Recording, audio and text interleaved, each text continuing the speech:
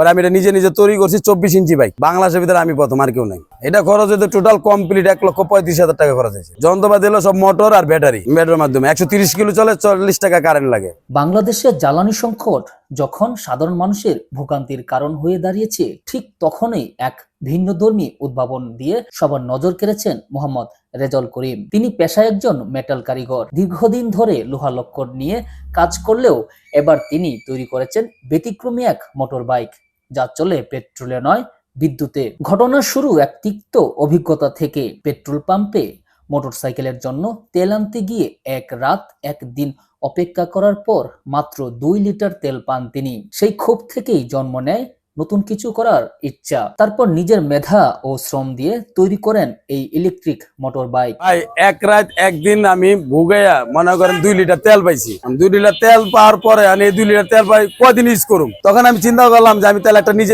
একটা গাড়ি তৈরি করি। ওই তৈরি করতে করতে আমার একটা গাড়ি হয়েছে, আমি গাড়ি ওটা বানাইছি। যারা মানুষ তেলের লেগা ভুগতাছে, যারা মানে 1 দিন 2 দিন 3 দিন, তারা তেলের লেগা যে না দৌড়ায়, এই কারণে আমি এটা একটা অটো গাড়ি বানাইছি, ব্যাটারি চালিত। 40 টাকা দিয়া 130 কিলো চলে। অবাক করার মতো বিষয় হলো, মাত্র 40 টাকার বিদ্যুৎ খরচে এই বাইক চলতে পারে প্রায় 130 কিলোমিটার। এই বাইকটি তৈরি করতে তার মোট খরচ হয়েছে মাত্র 1,35,000 টাকা। তবে শুধু খরচ নয়, এতে জড়িয়ে আছে তার পরিশ্রম, সময় আর অদম্য ইচ্ছাশক্তি। বর্তমান পরিস্থিতিতে যেখানে জ্বালানি সংকট একটি বড় সমস্যা, সেখানে রেজাউল করিমের এই উদ্ভাবন হতে পারে সম্ভাবনার নতুন দিগন্ত। পরে আমি এটা নিজে নিজে তৈরি করছি 24 ইঞ্চি বাইক বাংলাদেশের ভিতরে আমি প্রথম, আর কেউ নাই। এটা খরচ হয়েছে টোটাল কমপ্লিট 1,35,000 টাকা খরচ হয়েছে। যন্ত্রপাতি হলো সব মোটর আর ব্যাটারির মাধ্যমে 130 কিলো চলে, 40 টাকা কারেন্ট লাগে। এটা কিনতে হলে মিরপুর 11 বড় মসজিদে আসবেন, আইসা ফোন দিবেন। আমার নাম্বার হলো 01789511113। আমার দোকানের নাম হলো মাশাআল্লাহ মেটাল। স্থানীয়দের মতে, সরকার যদি এই ধরনের উদ্ভাবকদের পাশে দাঁড়ায়, তাহলে দেশেই তৈরি হতে পারে পরিবেশ বান্ধব ও সাশ্রয়ী যানবাহন। এমন উদ্ভাবন শুধু একজন মানুষের সাফল্য নয়, বরং পুরো দেশের জন্যই একটি অনুপ্রেরণা। যেরকম সাইকেল চালাইতে পারে না, হুন্ডা চালাইতে পারে না, তারা বয়সী লোক দেখা যায় এখন সারাদিন ঘরে শুয়ে থাকে, বৈশা থাকে।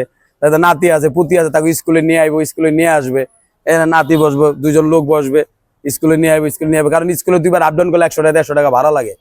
আমি 40 টাকা 4 দিন 5 দিন চলাই পারতেছি। তারপর বাজার সাজার করবে, ঘুরতে যাবো বিকালে। তাকে হলো এই হিসাবে আমি এটা তৈরি করা।